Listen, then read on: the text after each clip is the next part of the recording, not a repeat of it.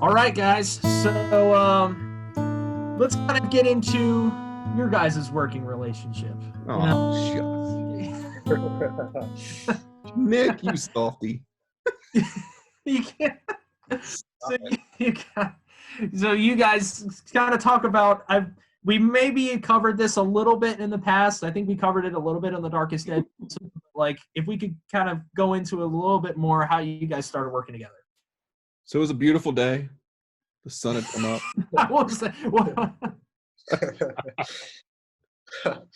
So actually, the way that Naeem and I met for real is so I was doing Confined, and I originally was going to shoot that in the spring of 2018. So it was about 2 years ago, and I think I was prepping it like the end of early 2018, somewhere in there. So a little over 2 years ago. And I met Krista Tone, who ended up playing Noah in Confined. And he sent me, I can't remember if he sent me the whole short or a scene from it or something, but we had connected on Facebook, and I asked him if he'd be interested in the movie, and he said, yeah. And at that time, I was actually looking at casting him as Donnie, the good guy. And he sent me Dilemma. And I'm almost positive he sent me the link to the whole thing. I think you'd already posted it. Probably, yeah. No, you had not. You had not released it yet, but you had a cut of it. And I think he's like, "Well, let me talk to the director. He can be a pain in the ass." No, I'm kidding. And he's like, "Let me see if he'll let me share it." And I think, so he ended up sending it to me. I watched it, and I was really impressed with the movie. And immediately was like, "Okay, I can't cast him as the good guy. He has to play the villain." So that's how I cast Chris as Noah. And then I was like, so who's this name guy? And I totally said your name wrong. And, that's really how it goes. He's like, it's Naeem. I'm like, oh, my bad. And so I think then I connected with you on Facebook, if I remember correctly. I'm almost not 100% if this is exactly how it played out. But that's how we connected. I remember. Yeah. And we just started kind of talking from there. And we were, what I remember specifically is after I did Streets of Syndicate, and all of the hell that movie caused, I was really focused on building my network or improving my networking after I made that movie.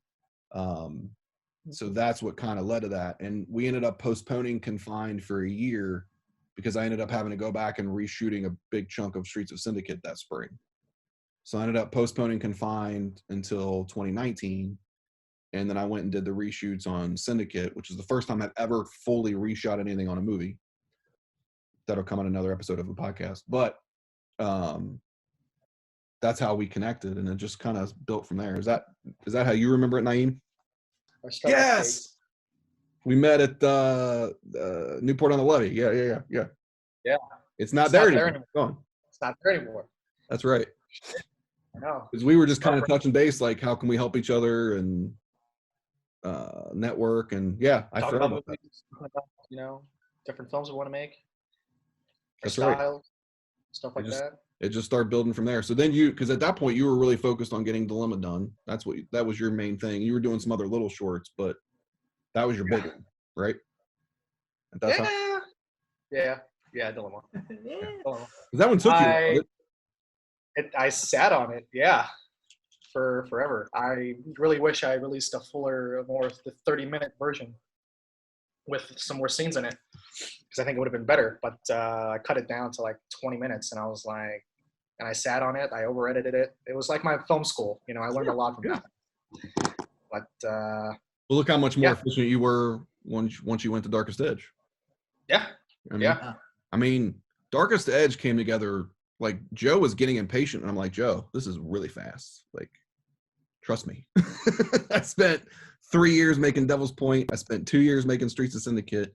I think from when we started prepping it last summer and you finished it and we submitted it to Indie Rights, was it March or April? April, maybe April. So here we are in May, we're starting to get feedback on it. So it's like, it's not even been a year since we started prepping the movie. That's really good time frame. I only had a month of prep too. And you only had a month of prep, yeah, because a lot of the stuff was already done. Yeah. Yeah. So then you and I connected, and so we kept staying in touch. And then if you would need something on a project, you'd text me and say, hey, do you know somebody you can do this? And do you know a sound person? Do you know an actor? All this kind of stuff. And then so then I finished Syndicate. And then it was the spring of 2019. I had already started making Confined, and we did the premiere for Streets of Syndicate at Bogart's. And Chase had reached out. That was such a fun night. That was a very fun night. And Chase reached out and said, hey, do you know short filmmakers? And I was thinking about that the other night. Yes, I do. I do know some filmmakers. So that's where that networking had come in play. And then so that just opened up a whole new realm of networking, because then that's how you introduced me to Allie. And then she got a short that played at the premiere. And then I remember Allie introduced me to Michelle, who ended up doing the sound for us a couple days on Confined. She did the sound for us on Choice. She's doing the sound for us on Guilt. So this is how this stuff works. You know what I mean? Michelle's awesome. So then when that premiere hit, that's when things really started to evolve even faster for us, because then at that point, I think I was finishing Confined, and I met Joe Gribble through networking, Facebook. He had posted something in one of the filmmaker groups, and I saw it, and I messaged him, and I said, we started talking. I was like, well, I'm looking for writers to work with, because I do like to bounce between my own stuff and somebody else's stuff if I can find something that's good. I wanted to do somebody else's stuff. And I was being very ambitious at that point, because I was like, I can make 2 movies a year. You know what I mean? Because I'm like gutting it, and like, there's like 2 people to make the whole movie. Like, it was a bit much. But so him and I connected, and then I invited him down for a day on Confined to kind of just show him, like, look, this is how I do it. See how it compares to the other things that you've done. And then I invited him to the premiere of Syndicate. So he saw your short. So then when things happened, so then we started prepping Darkest Edge that summer. So this has been summer 2019, right after I finished Confined a year ago. It was May of 19. The same month I completely finished Confined, and we got the distribution deal for Streets of Syndicate. And then immediately the next month I started prepping. So I think it was June last year, I started prepping Darkest Edge. And then we were going to start shooting. And then I had some personal things come up, and I told Joe, I was like, I think I need to probably back away from directing, but I still want to help produce, just because of the money and the time commitment. And then that's when we brought you in. And I said, I have someone in mind. And he had already saw your short at the Syndicate premiere. And then I sent him the link for Dilemma, and then that's how that came together. But the fun thing that we were talking about before we started recording this portion is, this is my own personal experience through this. So I did Confine, and we've had that season, and I talked about, just doing it really bare bones and shooting and editing and color grading myself, and very, very little crew, just a sound person, and that kind of stuff. And that worked for Confined. But I think I thought it worked better than it did. And then I was planning to take that same approach to Darkest Edge. I also started to take that same approach to Choice, which is the film we were doing that got canceled because of the pandemic.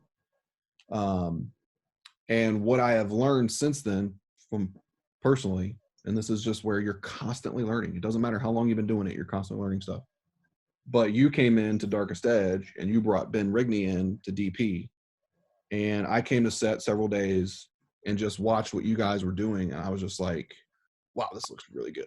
I mean, immediately it was really good. And you and I had several conversations just about, like, because you were contemplating shooting it yourself. You decided to bring in a DP, which was a really smart decision. And I think that is the difference between what Darkest Edge ended up being and what it would have been for me. I don't think it would have been as good, because I don't think that approach, the documentary style approach that I took on Confined, would have worked as well on Darkest Edge for the style of movie that it was. And I think you brought a little more stylistic approach to it. And then that just got me thinking, like, okay. And of course, we've talked about on different episodes with Confined and Devil's Point, kind of the progress of that. But that really sort of made me start thinking about it. And then I went into Choice because I was, again, trying to do that one bare bones because I was trying to keep it inexpensive. But the blessing that's come out of that is the pandemic made me cancel the movie, but it also gave me time to be kind of, retrospective and look back on it. And I really looked at it and was like, I think this approach was cool for one movie and for an experiment, but I don't think it's an approach I want to take long term. And I miss putting those details into the movie. And it's very hard to do that when you're shooting it yourself. And having a DP like Ben, who just has a very, very distinct kind of lighting style and stuff like that, it just elevates the movie. And I think you guys elevated Darkest Edge, and I learned from that by watching you guys and then seeing the final result, and it motivated me to make some tweaks to my approach. So personally, thank you. And I look back on it, and I don't, you were on Nick's other podcast, which I listened to the episode of. I then reached out to Nick because I was trying to promote Confined. So then I went on the podcast. We all just hit it off, and I was like, this is fun. Like, and we started talking about doing this. So like, if all those things, when you look back on it now, you've had time to kind of look back. It's like, if I didn't back away from directing and bring you in, would I have learned the things that I've learned? Maybe, but it would have taken me longer. We may not have this podcast. Like, there's all these things that have happened because of that one change. And you see sort of the domino effect that's happened. And I just think that's really cool. And now I'm done with my cheese ball explanation. Well, yeah. Well, Billy, you had reached out to me because you said, you told me you would listen to the episode that Naeem and I and JD did. Right. Ah, yes. Yeah. And but I mean, to be honest, I don't know. I can't remember exactly how I heard it. I think maybe Naeem, you shared something. And I was like, oh, I'll go in and listen to this. Let's see what what does Naeem have to say? Let's see. So I went in to listen, and I just had a blast listening to you guys. We just talked about, we just talked about like random stuff. Like, I think like. But as a fellow movie fan, it was fun to listen. Yeah, like we started with David Fincher or something like that, and then we just like moved from there. We ended up in like Planet of the Apes. Like, I don't know what happened. Yeah. Somewhere in between there. Yeah. But for people like us who love movies in depthly, like some people are just movie fans. They just like to watch movies and they move on. But they don't break. They're like, yeah, it was good. But they're not like, well, I liked it, but the cinematography and then the music, they don't break it down like we do. So when you find other people who are like-minded in that way, it's fun because you can get in depth about movies with, like, I can talk movies with you guys differently than I can other people. Mm-hmm. And yes, yeah, there's just a camaraderie in that. And that's things that other filmmakers need to hear about, because I think a lot of filmmakers sometimes get a little secluded or a little introverted, and they don't realize what they're missing. Like the camaraderie and the community really makes a difference. And if I look back on it, and if I didn't start doing better networking after I finished Streets of Syndicate, I would not have met you guys. Mm-hmm. And it's because of social media that we did that. So that's where social media is a really, really good positive. So because of that, we now connected and we made Darkest Edge together, and we've created this podcast together, and Nick's doing behind the scenes stuff. Like, all these things developed because we networked. I think for me, like when I started podcasting, it just like completely grew my networking skills. Yeah. Because when I graduated college, like I spent like half a year after I graduated college, like not really knowing 100% what I wanted to do. I mean, you have an idea, but you're still kind of in that lost period a little bit. Mm-hmm. And I was like doing a bunch of like different PA gigs and stuff like that. And then I just kind of came up with this, always like, wait, I've always wanted to start a podcast. So I just started the first one that I did, which was the Mickey B's Movie Corner. which is a really bad title. Now that I think about it, but it was really, that was such a bad title. But anyway, and then I had reached out to Naeem to be a guest. Yes, it was yes, we talked about Tim Burton. Because like I did this thing for a while where I was like gonna do like a bunch of director series. There's a Robert Rodriguez one, Billy. What?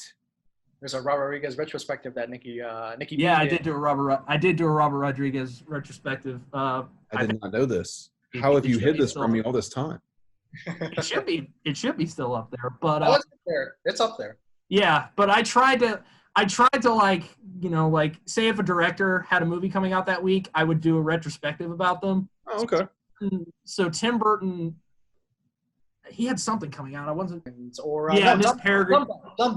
Dumbo, yes, Dumbo. He had Dumbo coming out, and I was like, well, because I had done like a bunch of retrospectives by myself, and like I grew to kind of, the reason Nikki B's Movie Corner kind of stopped a little bit was because like I didn't really like talking by myself. That's not fun. I kind of wanted to like, I wanted to bounce ideas off of other people. It creates the conversation, yeah. Yeah, because I was like, because I think the Robert Rodriguez one I did by myself, and I'm like sitting there recording it. I'm like, what do you? Oh, yeah. There's nobody there. What do you think? You? Well, I think. Yeah. Me thinks this. Yeah. Like I don't know how people like Alex Ferrari do it, where he just talks by himself. Like, yeah, I don't. Yeah, I always find his episodes with a guest much more engaging because there's a banter. But I like listen back to those episodes. I'm like, I'm so awkward with that stuff. Yeah. Like, but when it's anything else, dude. The more you do it, the better you get. And now, yeah. But then I was like, after a while, like I did that for about 4 months, and I was just like, man, I want to start having other people on. Yeah. That's where Creators in Cincy came from. Right. So it's just, I think it's fun to kind of go back and look at like how did all these connections come to be, you know what I mean? And it's like if you didn't make this one move or this one connection, all the stuff that happened after wouldn't have happened, you know? So if I wouldn't have started networking then, I wouldn't have met Chris, who ended up being confined and then connected me with you and so on and so forth. You know, I wouldn't have responded to Joe's post or whatever it was he put out, which I can't even remember exactly what it was. And then Darkest Edge wouldn't have happened. Like there's all this stuff, you know what I mean? And we all bring elements to these projects that really make a difference, you know what I mean? Like, so we're all kind of finding our way, you know, no matter how experienced you are, how long you've been doing it. I mean, I've been filmmaking now for 20 years. I've made 6 features, a bunch of different shorts, commercials, other video stuff. Still learning, still figuring it out. You know what I mean? Because part of it is the technology is always changing, the distribution's always changing. You're trying to find ways to do things with less money because, you know, we're making micro budget movies, obviously. So all those things play into it. So what do you say we talk a little bit about our approach to directing, Naeem? Like, yes. So we've touched on developing scripts, whether we've written them or working on someone else's. Talked a little bit about shot listing, so that's part of it. But when you went into Darkest Edge, what was your process to prep that film to get it ready? What did you do? Break it down. What I did was, and I think some of it was touched on in the previous podcast episodes with Darkest Edge, but usually I'll have the script. I'll read it. I'll read it again. I'll read it about 3-4 times maybe. And then I'll start visualizing. Well, I'm visualizing while I'm reading, but then I'll think of shots, but then I'll start really, really thinking of, okay, shot-wise, what do I want? And if I haven't casted it yet, Darkest Edge was already casted, but I'll think of actors that I want to cast. But for Darkest Edge, they were already casted, so I didn't have to think about it. For Darkest Edge, all I needed to do was figure out if I was going to shoot it or not, which I got a DP, Ben Rigney. I figured out the tone and the style that I wanted to go for, which the themes and everything in the script really, dictate sort of the tone that I wanted to go for, and that, the style I wanted to do at the time. and just thinking of how I want to shoot it, the way I want to shoot it, talking to the DP about it, his approach to it, what does he want to do, just collaborating with him and figuring out how we're going to, shoot it, how we're going to light it, the way we're going to light it. And he came up with this idea for lighting, and I was like, let's fucking do it. And just having a back and forth with the DP, creating a shot list, creating all that kind of stuff, prepping it that way, because we weren't able to visit the locations until the day of shooting. So we had to do a shot list the best we can and then adjust on set. And then I haven't met any of the actors beforehand, except for, I think did we have the table read? We had a table read, right? We did have a table read. Yeah, we had a table read, and that's when I first met everybody, except with the exception of a couple or a few acters. Yeah, there's a couple that couldn't be at the table read, I think. Yeah, I know Brom wasn't there. I met him on the day, and there was a couple others that weren't there. And then there was a couple on the set, like Tony. I knew Tony from beforehand. I knew you from beforehand. But then there was Chris, there was Jocelyn, there was Annalise, there was Misty, there was all these other ones that I met for the first time. Dave Moak. I think Gary, and then a couple others. Big cast for a small movie. Yeah, I know. And I just straight up for my process, because I didn't know, I wanted to know in my mind how to prepare for them. And so I was like, and I wanted to tell them my approach to what we were doing too. So I wanted to tell them what I was going to do. Yeah, normally you do that in pre-production, but it was a different. You kind of jumped in like the deep. Yeah, usually I'll go with I'll go separately to the actor. Like we'll have meetings together and stuff like that, and just talk, and then we'll talk about the character. We'll talk about that. I didn't have time to do that. So what I did was I was like, how do you want to be directed? How do you approach what do you like to do on set? How can I best serve you and bring a performance out of you and stuff like that? And so I was able to connect with him that way. And then I know there was a couple of scenes in the script where Jocelyn had to reveal some things. And I was like, listen, there's going to be a closed set, this and this. How do you feel comfortable about this? What do you want to do? How do you want to approach that? And so I gave her my 2 cents about it. She gave me her thing, and she was really open and very cool about it. And so, it's just being upfront with the actors and having them be able to trust you and create that trust. Because I wasn't able to create that trust beforehand. So I had to do it at the table read. I had to get everybody on board with me. And I think after the first few days on set, I think everybody was like, okay, we like this guy. I feel like, yeah. I know Chris has his, we always pick on each other anyway. Yeah. But Chris is easy. He just likes to have fun with it, but he's a riot. And with Chris, I let him do, for some of the actors, like Chris, and then the actor who played Chris's dad in the film, forgot his name. I think it's Gary. He plays Bradley. Oh, Dave. Shit. I'm an asshole. I forgot his name. I always, you want to hear a story? Side note. I got Jake Preston and Joe Volman. I got them confused on set one day, and I was like, I called one of them Joe. And I was like, hey, were you in the scene before or something like that? I was like, are you the one with the daughter or something like that? And I was so like, I got them confused. They look alike. They do. Because they look alike. They got a thick beard, yeah. Yeah. And they're the same demeanor, the same everything. And I was like, I felt like an asshole. I was like, oh shit. Well, but that's part of that is you jumped into a movie and it was already kind of cast and all that stuff. So those kind of things are bound to happen. Excuse. It's funny you mentioned Joe. I met Joe on Winter Film. Oh yeah. Joe's in our Winter Film. Nice. Oh, okay. Yeah, so I didn't really do much prep besides my shot list, talking with the DP, getting our shit together. We had some influences that we've had, so we had that going. We knew I'm the editor, so I knew how I wanted to edit, how I wanted to color it, how I wanted to do all that kind of stuff. So I was prepping that in certain scenes that, we had figuring everything out. You know, I know the villain in the movie, the villain, I put air quotes around villain in the movie. He was supposed to be the dad, but the actor was so young to be playing a dad for the other characters. So we mentioned to Joe about how he could be a brother or something. Yeah.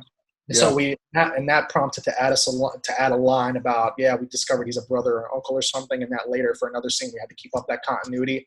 Right. So this goes, into the whole. I mean, you can prep, but on set you realize, certain things that you might have missed slightly. But this was a different beast. It's not traditionally how I go about things. But in the end, it comes back to what I've talked about before, where the audience has no idea. They only know what you show them. Exactly. I have no idea. And the reason I bring that up is because I see it in these filmmaking groups that I'm members of all the time, where people are like, they're always asking for people's opinions on, should I shot list, should I storyboard, how should I do this? And my comment is always figure it out for yourself, because there's no rule. And then you'll always get people who are like, no, you have to do this. No, you don't. You have to figure out what works for you, which is why I'm like, stick to short films until you find your approach. Once you find your approach, then you're ready to move on to the feature, because then you're just going to have to do the same thing, but in a longer stretch of time, and there's a different sort of storytelling that goes with that. But how you approach all the different things, how do you prepare, how do you shot list, how do you talk to actors, like all that kind of stuff. All of those things come into play. There's no one way to do it. I mean, that's why we're doing this episode, is to kind of talk about the different variations that we take, how you outline a script, all those things. And I think it's important to hear different approaches and then go, okay, well, I kind of like that idea, so I'm going to take that nugget, and I like this idea from this guy, I'm going to take that nugget, and you start to learn things, and then you kind of develop it yourself.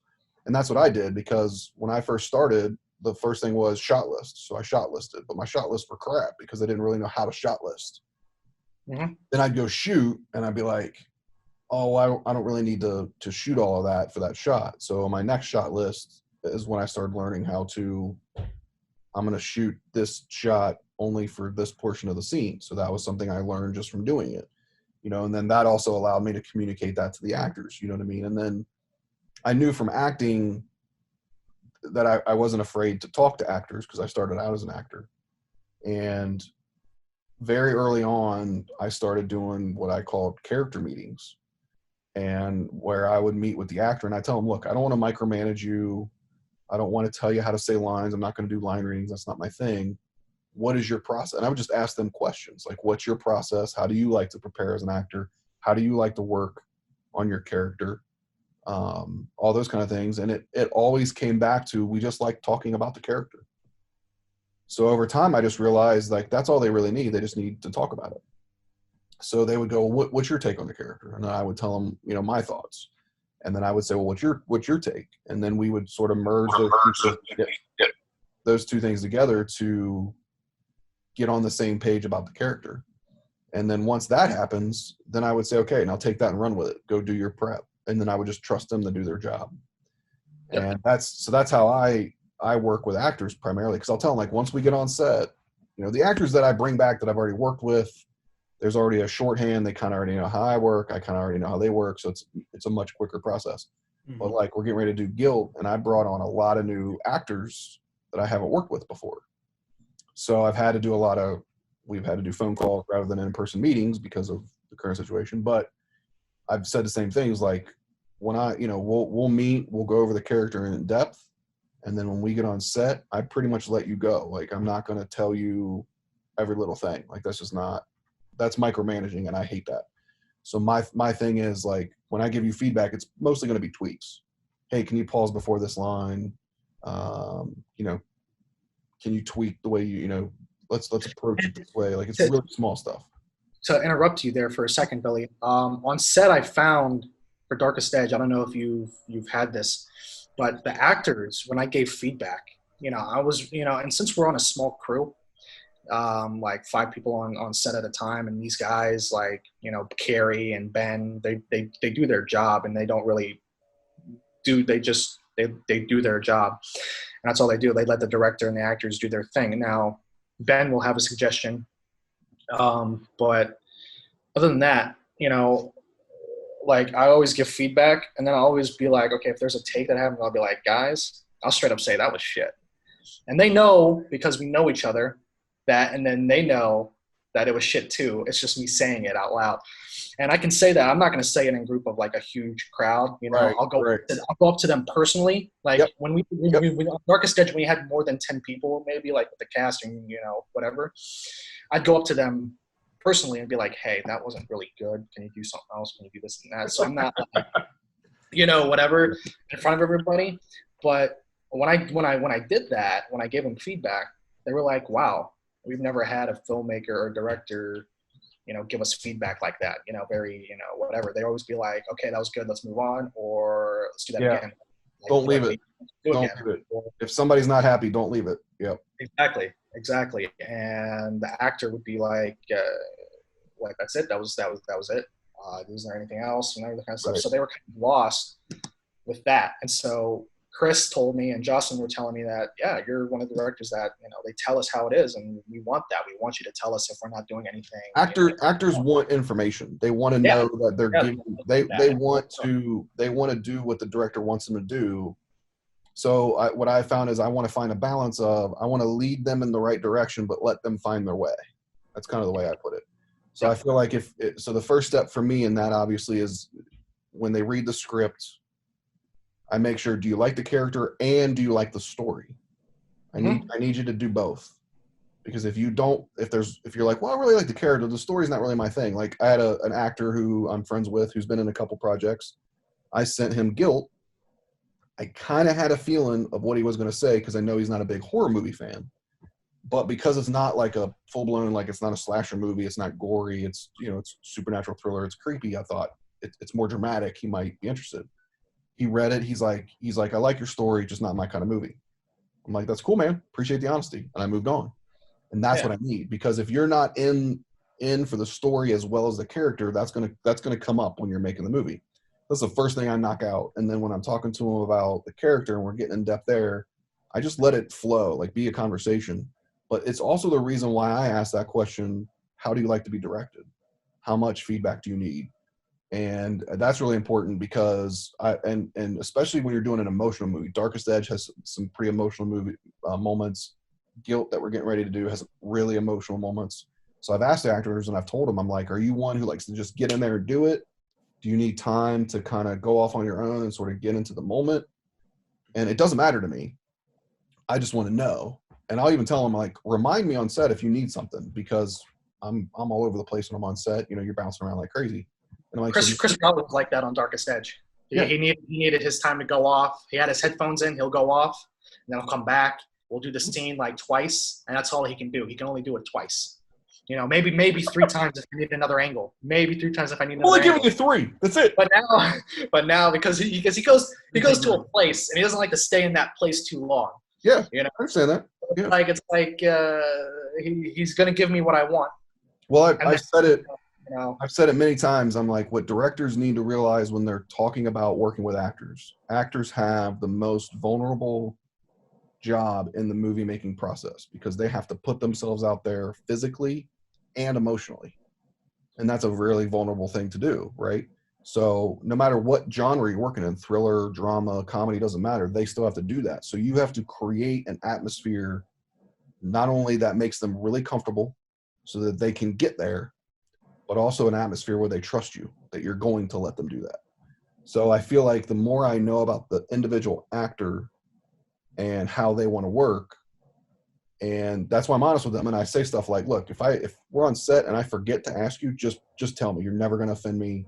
Never worried about it. I just know when I'm on set, I'm bouncing around all over the place and I just need to be reminded sometimes. And I'll just tell them that. I'm like, and I also tell them, like, if we've done, I don't know, so many takes of the scene and you feel like you need another take because you want to try something different, or you felt like you just haven't given it your best, or whatever the case may be, you tell me, I'll give it to you. Like, the only time I'd ever say no to that is if we're on really limited time because of, we only have 4 hours to be in this location. We got to get in, get it, and get out. Like, but I tell them that up front, right? So they're prepared for that. So like in Confined, the opening scene is in a restaurant, or one of the opening scenes in a restaurant. And I told them, like, guys, we got 3 hours. So we're going to get in here, we're going to knock this out, and we're going to get out. I was like, so let's just be prepared. So I had them rehearse it like crazy, answered any questions up front, and then we just shot, got it done. We were out, and we wrapped 30 minutes before we needed to. So, but that's an isolated incident where most of the time I give them that extra time that they need. And I feel like when you do those kind of things, you're building a trust with them, and they know that you understand that it's not a science. Like there's a discovery that needs to happen. So as long as you give them that space, Discovery is a good word. yeah, they need that time to kind of discover it. You know what I mean? You can memorize lines. Same with the director. Sometimes something clicks and it's like, yes, That's it. that It is right. that's it. And so that's why you do multiple takes. And I'm almost always, as an editor, I almost always use the last take that we did, because that's when you discover it. Yeah. Almost always. Every now and again, I might take a piece from that one or a piece from that one, but for the most part, for the whole take of a scene, like especially if it's like a dialogue thing, I use the last take, because that's the last one. That's the one that I'm happy with. That's the one the actor's happy with. Like that's kind of how I work as an editor. Mhm. It's either the last take or the one before it. Right. Usually. Yeah, it's normally in there, because those first few takes, you're just kind of working through it. Exactly. Working it out. You're seeing Yeah. what flows, what works, what doesn't work. But you still want it, because you might capture an image or something that you might use. So you still want it, but especially when you're shooting digital, there's no reason not to. Like if we were shooting film or something where the footage was more precious, then you That goes to rehearsals. I mean, I don't think. Do you rehearse? I rehearse on set before we shoot the scene. So what I like to do is I take kind of a theater approach. Okay. And I'll block the whole scene as if we're just going to shoot it in one long take. And I'll say, okay, you're going to move it. Because then what happens, I think, is you get a very natural movement for the actor that feels very natural, like real life. And then we rehearse the whole scene all the way through. So they know kind of the beats of the scene. And then once we've rehearsed that, however many times it takes, most of the time it's somewhere between 4 and 5 rehearsals, then we immediately jump in and shoot. And then what I'll try to do is my first couple of shots, I'll try to do the stuff where I know I'm gonna use the whole scene, and then we'll break down all the pieces. Like I just need a close up here, I just need it over the shoulder there, like that kind of stuff. And then we break it down in the pieces. But that way it gives them, not only do they do the whole scene 4 or 5 times in rehearsal, they do it another 3 or 4 times in that first shot. At that point, they've done it 8 or 9 times. They've really got the scene down. It's very natural. It's very fluid. Then we can break the pieces down. That's kind of how I approach it on set. And then I like to practice beforehand too, like before we shoot the scene. So Yeah. just block. I find no benefit to rehearsing anything before you shoot, because with a micro budget, you're going to have your schedule so broken up. You know, if you're shooting over 2 months, let's just say you're shooting in August, September, and October. If you rehearse something in June that you're not shooting till October, whatever you rehearsed in June is going to be completely forgotten by the time you get there. Yeah. Which is why instead it's more about the conversation. Like if you sit down and you talk about the character in depth, that's much more beneficial to the actor, because then that gives them a starting point to really go through, because then they'll go through and they'll do whatever their process is with the script and all that stuff. And then you just Sometimes they'll come to you. Sometimes they'll come to you and be like, hey, I discovered this, this, and this. What do you think? Yeah, I'll have actors that'll text me stuff and they'll be like, hey, you mind if I change this line, or this line's not working for me, and I'm like, yeah, go for it. You know what I mean? I tell them almost always, like, if you want to change, I tell them in that character meeting, almost always, if you want to change a line or something, just run it by me, but 99% of the time it's going to be yes, it's fine. As long as the same context is communicated, I'm happy. Has that happened to you on Guilt? I'm sorry? Yeah. Has that happened to you on Guilt yet? Not yet, but it will. It normally doesn't happen until after the table read. So I find the table read is when that's sort of like this sort of unofficial beginning of production. Mm-hmm. And I really feel like that's when people hear it out loud, and that really has an effect. I know it does for me, because I'll go back and go, oh, I need to change that line. That didn't sound right. Like Darkest Edge, there was moments where I was like, yep, this line is not going to work. Right. Because it sounds good in your head, or it sounds good when you write it. Then you hear it out loud, and you're like, that doesn't work, because it just doesn't feel natural, or it's a little too clever, or whatever the case may be. But after the table read, that really helps kind of trigger that. And then I tend to start to get the stuff from the actors like right before we start shooting, or they start shooting. Like if they're a supporting character and they don't shoot till like day 5 or something, that week before they shoot, I'll start getting text from them. So Yeah. it kind of, but I sprinkle my shooting out. I shoot every other weekend. So it's really nice because it gives me time to edit in between, but then it also gives those actors time to prep. And then that's when I start getting a lot of that kind of stuff. And that works for me. That's fine. But then on set, it's just tweaking stuff like, hey, can you give me a beat before you say that line? Or you said that one a little fast. Can we slow it down?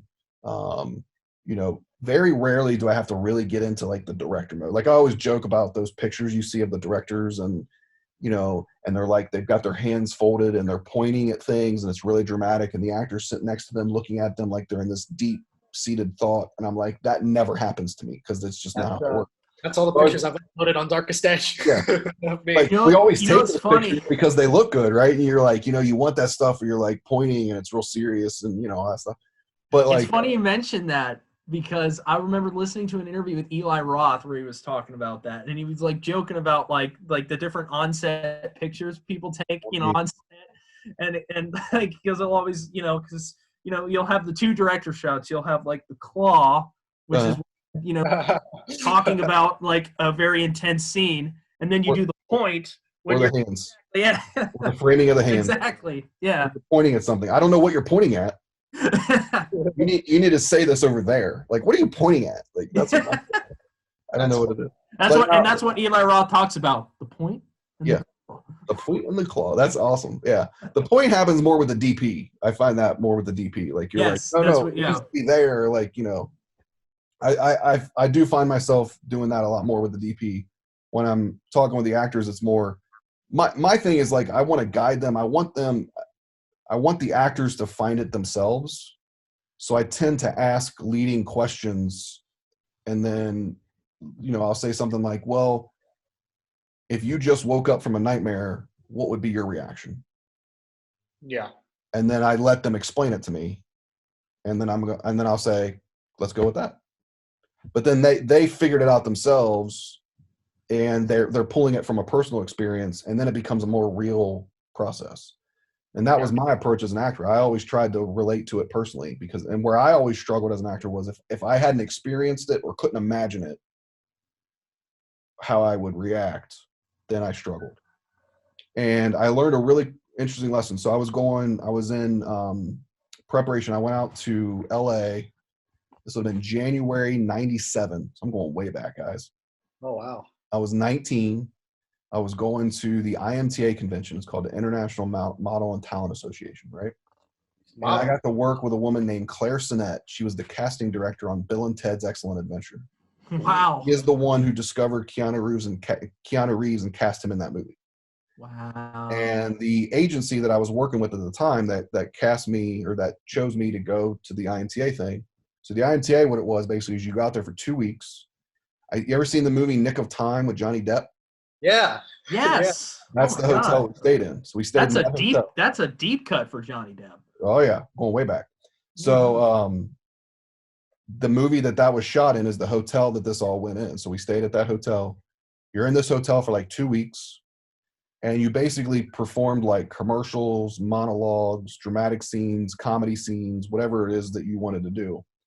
And you performed in front of managers, agents, casting directors, producers, all kinds of stuff. I did a movie audition while I was out there that was going to be shot in New York, like all kinds of stuff. And I was really, as an actor, I was mostly into comedy. Like I always kind of felt like I'd be on a sitcom. Like that was my thing. Like, like Chandler from Friends kind of a role. Like that was going to be my thing. And because that was just the niche that I kind of found for myself. Like I was never going to be a movie star. Like that was just never going to be my thing. I was like, sitcom, I could do that. 4 to 5 months before we went, like throughout that fall, we would go in every Saturday and we would work with the agency and they would help us with finding the monologue or finding the scene, and then we would rehearse it. And Claire, the casting director, she came in and coached the actors. And I want to say she came in like 6 times, like 5 or 6 times she came into town. Total Hollywood, man. Like they had to pick her up in the limo and she flew in first class and she came in just decked out, like we're like, you're just in a studio. Why are you what's Hollywood King? But I was doing a dramatic monologue, and the monologue was about a guy who came home from the Vietnam War and he totally secluded himself. He didn't want to talk to anybody. And in the monologue, his sister is asking him, why don't you have any friends? And he tells the story about a friend of his that was getting ready to get discharged. So he calls his parents and says, hey, I'm coming home. And they're all excited that they're going to come home. And he asks his parents, do you care if I bring a friend with me? And they're like, yeah, I don't care. And they're like, well, listen, he's a friend of mine, but he lost an arm and a leg in a battle. And his parents are like, oh man, we don't want to deal with that. We're just really excited to see you. We don't want to deal with all the stuff that comes with someone that's gone through that. And he's like, okay. And the next day, that guy went and hung himself in a hotel room. And when they find the guy dead in a hotel room, you find out he's the one missing the arm and the leg. So he was testing his parents to see how they were going to react to it. And when they didn't want to deal with it, he hung himself. And this character that I played in the monologue, this was his friend. And he tells his sister, he's like, that's why it's hard for me to make friends. So this monologue, it's like a minute and a half. So I did the monologue for Claire. So it's just me and her in the room, right? And I did the monologue, and it's really dramatic, and I'm really intense, and I'm really into it, and all this kind of stuff. And side note, my buddy Scott, who I had grown up with, we were great, best friends. We got into acting together in high school. We went to Northern together. We both got picked for this trip together. So they all knew us. They knew we were like, we were like brothers. We were just super close. We're like the Ben Affleck and Matt Damon, thing. At least that's what we thought. And so I do the monologue for her, and really dramatic and intense and stuff. And she's like, okay. She's like, that was all right. She's like, I want you to do it again. But before you do it, I want you to think that you found Scott in that motel room. I was like, oh. So she's like, just take a couple minutes to think about that. Just imagine that. So I did. I sat there, and I really did. I sat there and thought about like walking into a motel room, finding my friend like that, like really thinking about that. And she's like, okay, now do the monologue again. And when I did it, I was much more soft-spoken. And then just in moments when I would talk about the images of it, the emotions came out. Teared up in my eyes. Like, it was just very natural. Mm-hmm. When I was done, she looked at me and she's like, that was chilling. Yes. Clicked. That was the best lesson I'd ever been taught on how to direct an actor. And she made the scene personal and made me pull from something real. And that, it wasn't this phony, dramatic, intense crap that I thought you had to do as an actor. I found a very real emotion and brought it out, and it just clicked with me. So everything from that point, it was a. That's why I can describe it in such detail. 20 years later, 23 years later, because it was impactful. And I've always taken that approach with actors. So when an actor is struggling in a scene, I'll ask them specifically, well, if, whatever the scene was. I had that moment in Devil's Point. I think I even talked about it on the podcast. Like, what was there a moment in your life where you were the most scared you'd ever been? Just tell me. And they were like, yeah. And I'm like, tell me the story. And they'd start telling you, and the emotions start to come out, because as you're telling a story, your emotions start to surface. And I'm like, okay, take that, do the scene. And almost always that works. Some actors don't need that. You know what I mean? Like, you heard Chris and Jocelyn talking about stuff like that on The Darkest Edge, that, that Jocelyn's like, it doesn't work for me. Hey, no worries. It's whatever works for the actor, but certain things work for different people. But I have found, like, when you make it real and you make it personal, that's always going to be the most effective. So I think that lesson taught me so much. And then when I talk to actors, I get into those things, you know what I mean? Like, when we go to do Guilt, Anna Claire is playing Elizabeth, the lead character, and she's got, she's been diagnosed with schizophrenia, and she uses OCD to deal with it. And she comes home from college after graduating, and she's got a kind of a tense, tumultuous relationship with her mother, but she's really close with her dad. So there's that conflict. That's a really good role for her. Oh, I can't wait. She was awesome in your short film, Sick Mouse, and that's why I casted her. And we've already talked about it. We've not had our character meeting yet. We've only touched the surface, but I told her, I was like, I know it's going to be a really emotional role. There's scenes where she wakes up from just really, she's got really vivid dreams where she sees her sister killed, and she wakes up from these images of seeing other people murdered, like her roommate and her roommate's ex-boyfriend or boyfriend. And I was like, you wake up from these things and she has arguments with her mom and she's got to defend herself. And like, you got a lot of shit. It's a whole thing. It's a whole thing. On top of that, in the movie, there's a darker version of Elizabeth that's haunting her. And you don't know if it's, in the movie, obviously you don't know, is it just in the dreams? Is it her imagination? Is this part of her schizophrenia? Is this something that's really haunting her? That's the mystery of the movie. So we've talked in depth about or we've not gotten in depth about, I should say, the character part of that. But when we first talked about, as we were talking to each other about casting, I was asking her about that stuff. And she's like, that's what it's exciting about it. She's like, I'm going to stretch so much as an actor because I get to do all these very emotional things, from anger to sadness to fear. Then you get to play with the darker side of that, where she's playing the darker version of Elizabeth, who's more evil and all that kind of stuff. So she's going to run the gamut. So if she kills it in this, which I think she will, if people don't cast her in other shit, they're dumb. It's like, there's not going to be anything that she's not going to show in this movie. And that was really what inspired me to write the script and why it's such a passion project for me, because it's such a huge arc in the story.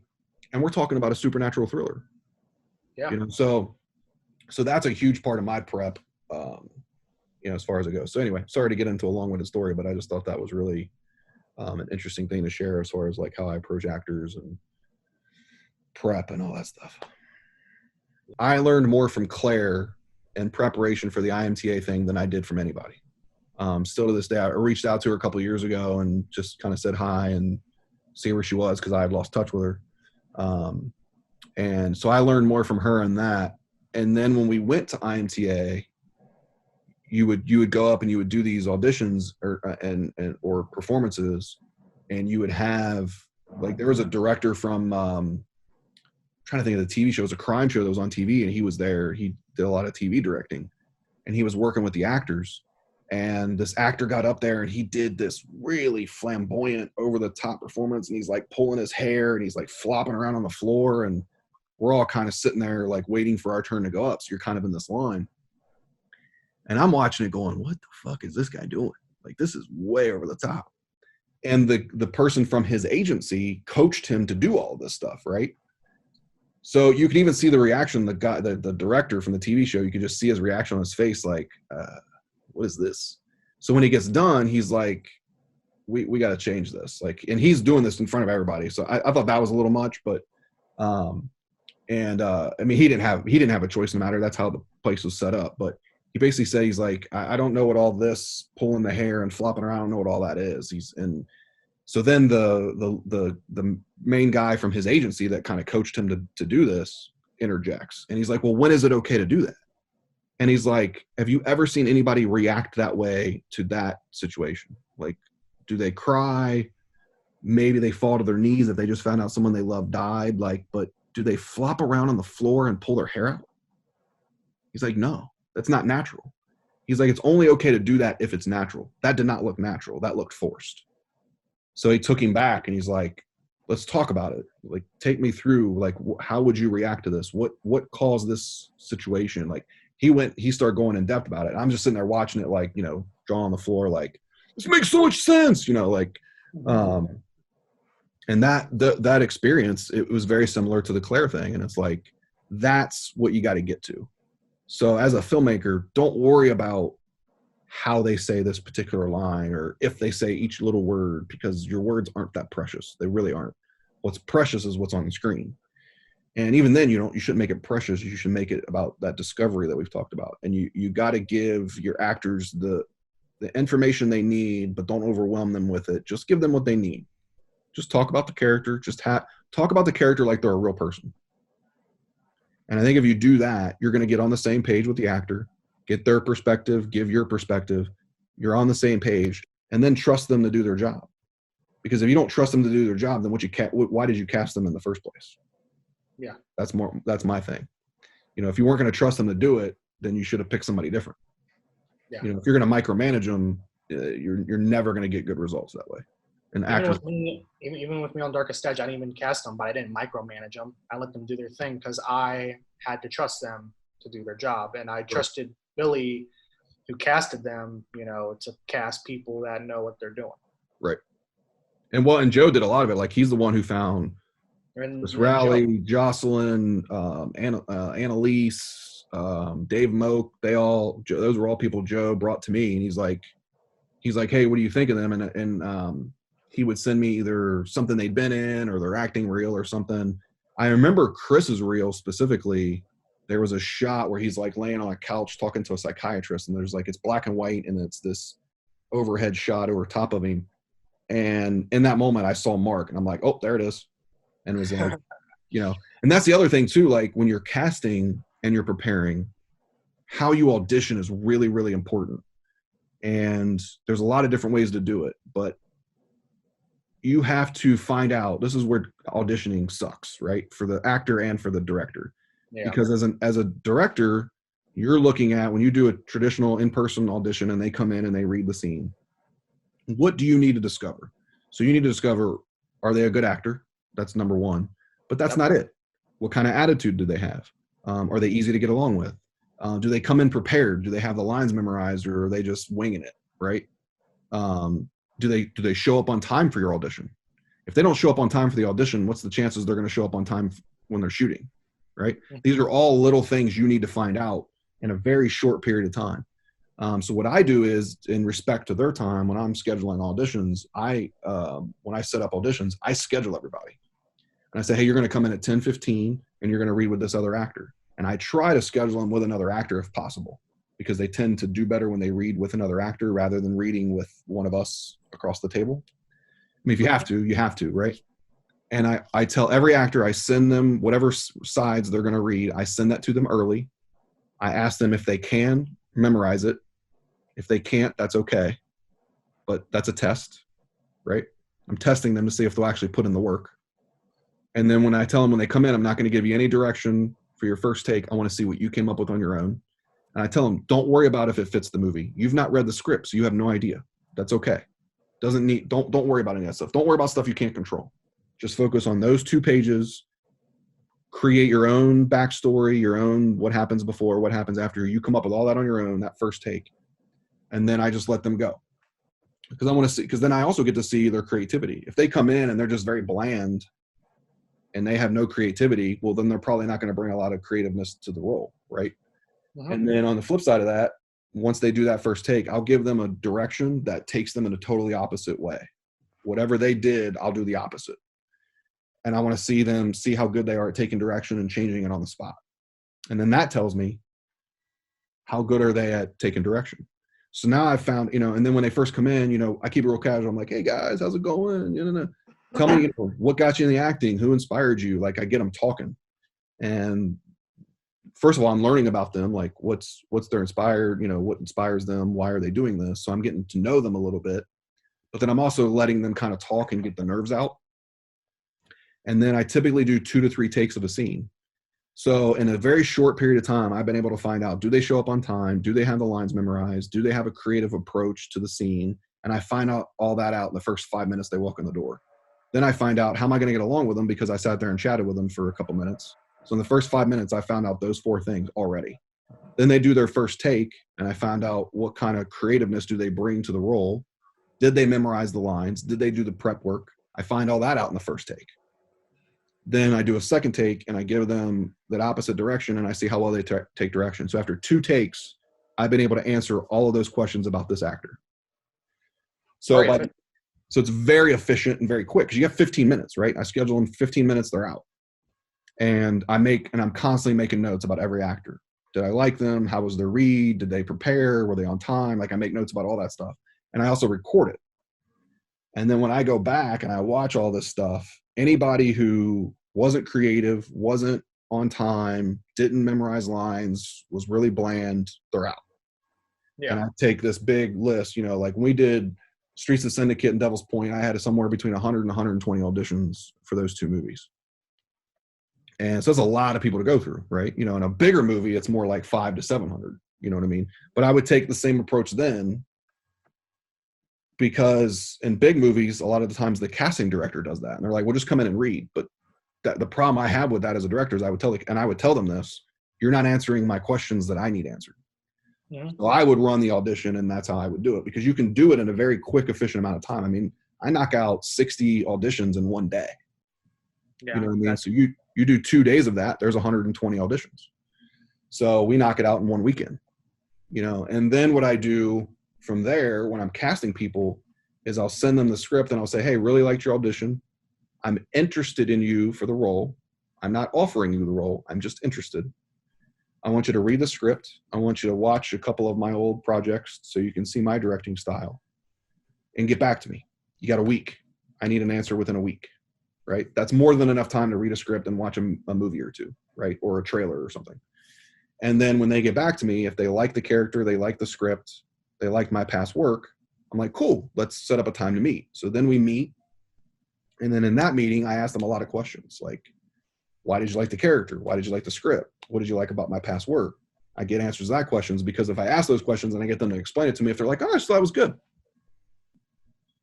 that's not fact. You know, that's not very accurate, right? But if they go into detail, "Oh, I just really like the way that she goes through this and that," then I'm seeing that they're invested, and that's my next test. Are you invested?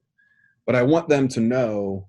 So then I start giving them all the information about the project, like the schedule, the budget, how you're going to get paid, percentage on back end. I give them all that information, make sure they're okay with all that, because by the time I'm done with that meeting, I found out, are they really interested in the story? Are they really interested in the character? Do they really like the style of my directing? Are they okay with the budget, the schedule, all those things? All those questions get answered in that 1 hour meeting. So by the end of that meeting, if all those things get checked, I offer them the role. And that's my approach. And I've been able to basically square away a lot of answers to a lot of questions in a very short period of time, a 15-minute audition and a 1 hour meeting.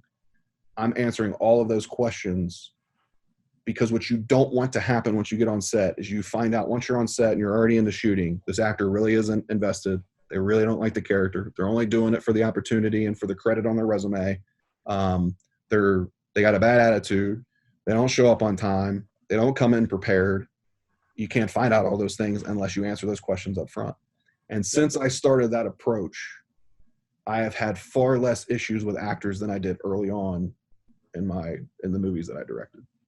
So I'm sorry that's long-winded, but I feel like No, it's a lot of really, information. really detailed process, but you have to be detailed about it, and you also have to be efficient about it. So you don't have a lot of time. So you got to be able to do a lot of things in a very short period of time. And now what I've done is, if I meet an actor, like, for example, I saw your short film, Sick Mouse, which was excellent, by the way. And Yes. I saw both Anna and Really Danielle in that and liked them both very much.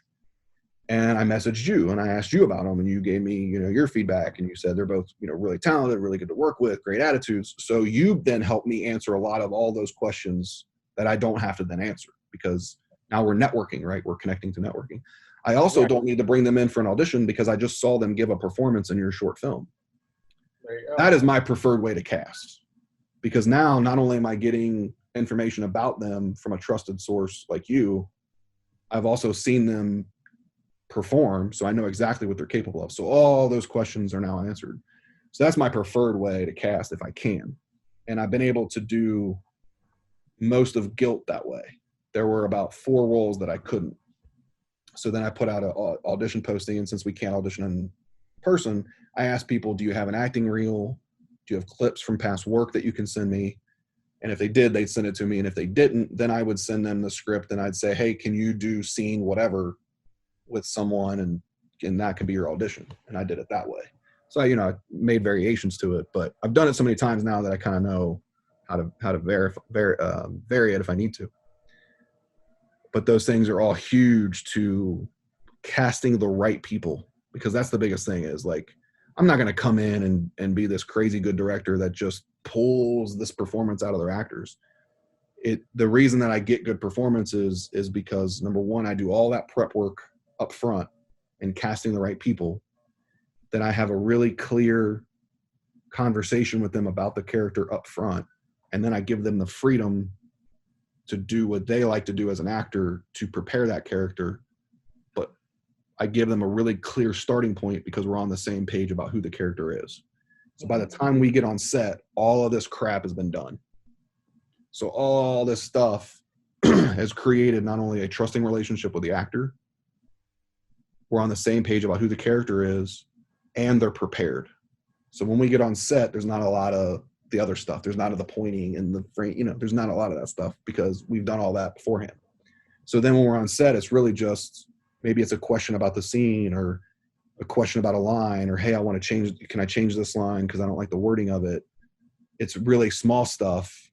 And your time is so limited on set and you have so much to do that the more you can do before you get there, the more efficient you are on set, and then the more quality performance and stuff that you're going to get.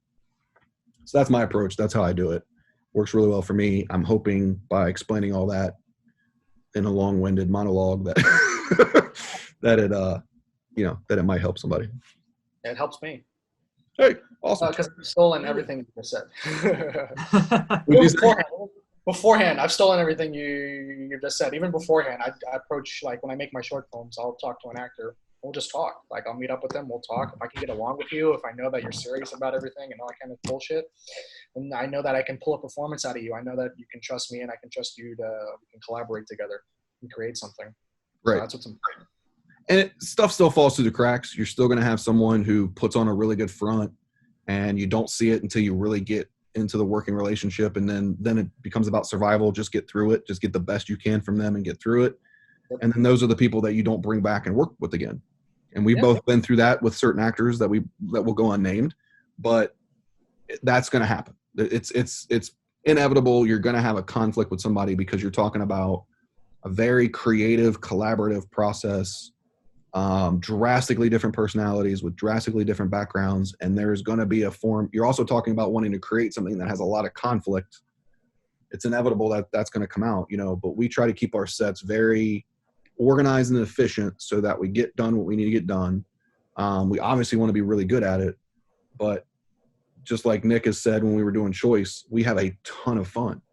Like, you would not know we're making a thriller because we're all joking around and laughing. When someone tries to get out of the car and the door's locked and they can't get out, we yell cut, right? That's funny. Laugh about it, right? When someone is being the getaway driver and drives the car way too far in a shot, like Nick did. Nick, I gotta laugh about that stuff, man. It's just, God, no, you went too far. Yeah, Billy, no, it's too far. Too far. So, and I remember you or when Jonathan had those bloopers on the bike. Oh, he dropped the motorcycle. And this all happened in one day. This was all one day. It was a blast. That's important to me that all my sets are like that. Like, the only time I'll deviate from that is if we're doing a really, really emotional scene where the actor's got to get somewhere pretty deep. You know what I mean? It's really emotional or something.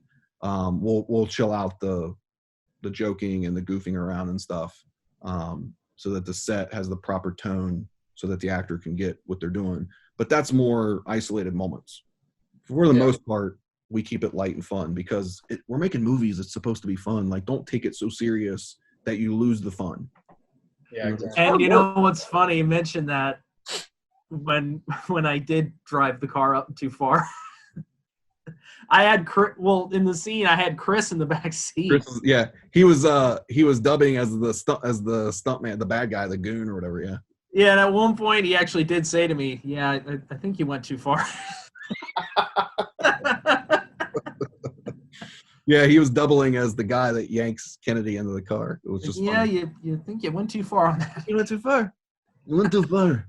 So anyway, that's my little nugget of info when you're prepping. I think that's really important to do all those things. If you're not interested in putting in that work, then you probably should not be a filmmaker. Yeah. If you're just like, I just want to go shoot it, man, then don't be a director. There's some work. Yeah. There's a lot of stuff that happens that you don't see, but what it allows you to do is be more efficient when you're on set so that your days don't overlap, right? So between all that prep, the way that I shot list, it allows me to be very accurate. So I break down my own scripts into their shooting schedule as well. And because I know this scene's going to take me 3 hours, this scene's going to take me an hour, and this scene I need all day. Like, I know from how I've prepped it to talking to the actors to how I want to shoot it, I know what's going to take me, you know what I mean? So, you know, the average probably day is like 6 pages of material that we shoot, which is kind of equal to what they do maybe on a TV show. Mhm. So that's pretty standard. But I'll have days where you'll look and it's like, damn, we're going to do 10 pages that day. But I know from my prep, all these scenes aren't going to take that long, and we can knock out this stuff really quickly. And then you'll see another day and there's only like 4 pages, but those 4 pages are way more involved and are going to have a lot of shots and a lot of setups. And so I like to break down my own shooting schedule for that reason, because I know all those things, you know what I mean? To where in your traditional sets, the assistant director schedules everything. But if I ever got to that point where I had a bigger crew and my assistant director's doing the scheduling, I'd probably drive them crazy, because I would probably want to still do the schedule to a certain extent. Like, I would be very involved in it, because it's like, You want to be my AD? You can do the scheduling for me. and when I've just become good at it, because, you know, I mean, I'm going into my 7th feature, you know, broke down many of scripts, and You did the Darkest Edge as well, did you I did not? the Darkest Edge schedule as well. Yeah. So I kind of know, like, okay, this scene's going to be all dialogue. It's 2 characters. That's only going to take a couple hours.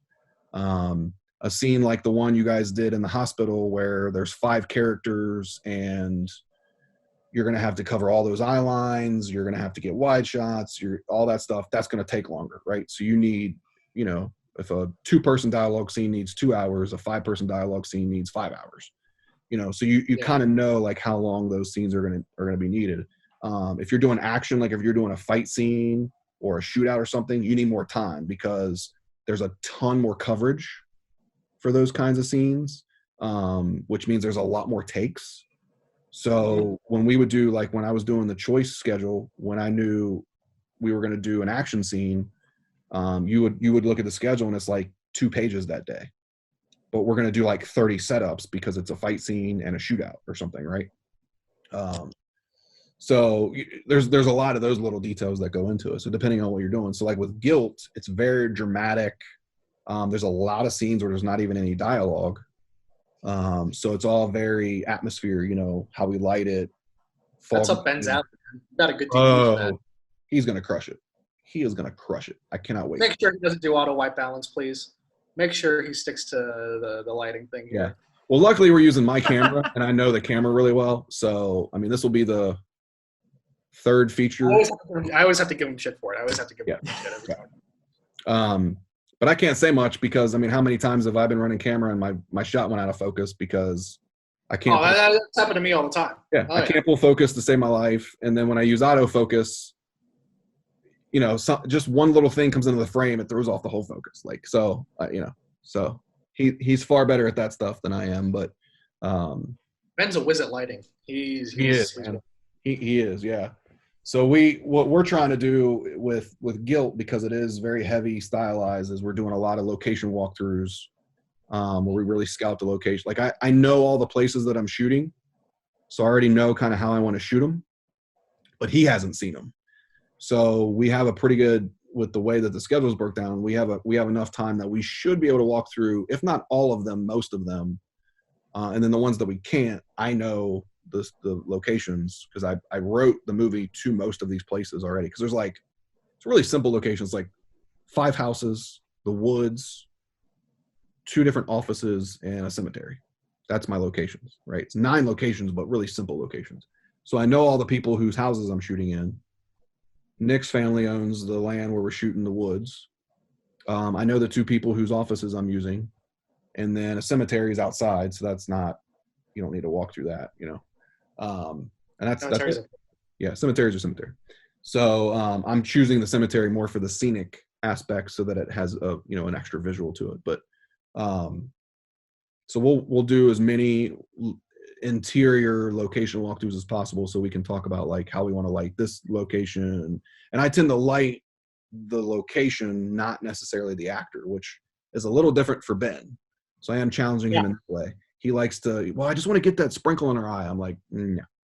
Darkest Edge, you yeah. were lighting actors. And I want the sprinkle in the eye. He made that comment to me a couple times, and I'm like, Ben, nobody's gonna see the sprinkle in the eye. Let's focus on the Oh, Ben. and we can tease because he knows we're messing with him. But his lighting's phenomenal. Like that's why he cares about the detail. he does, and I love that. I love his passion. But I loved his cinematography on Darkest Edge, and I'm like, he'd be perfect for Guilt because it is very atmospheric. But we really talked about like how, you know, when it's just a kind of a straightforward dramatic scene, the lighting's going to be a little bit more straightforward and natural. And then when the spirit's present or the evil presence in the movie is present, the lighting's much more shadowy and moody and more contrast. And where he's got a fog machine, and I'm like, we're going to use the shit out of your fog machine. We did on Darkest Edge. Yeah. Anytime there's, it just adds something to the light. It just adds a layer. I can't. Especially when you're doing a scene that's not in reality. Mm-hmm. It's like you don't know, and it's just like it adds a whole other thing to it. I told him so. Anytime that the evil presence in the movie is in a scene, we use the fog because that kind of symbolizes to the audience that it's there, right? But then it also adds this visual context to it.